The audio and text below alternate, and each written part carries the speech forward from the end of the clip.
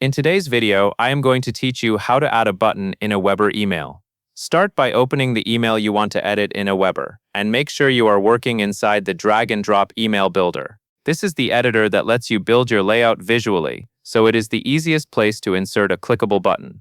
Once your email is open, look to the left-hand side of the screen for the toolbar that contains all of your content elements. Take a moment to find the element labeled Button. This is a dedicated block that creates a clean call to action, and it is designed to be easy for subscribers to tap or click.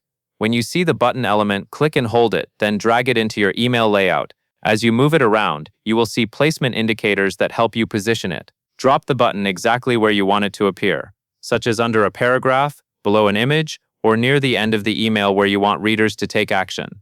Next, click directly on the button you just added. This will open the button settings, usually in a sidebar area. These settings control what the button says and where it sends people when they click. Now paste your destination link into the URL box. Be sure you paste the full link so it works correctly. A helpful tip is to double-check that you are linking to the right page before you save, because this is the most important part of the button. After that, update the text on the button itself. You can type directly into the button to change the label.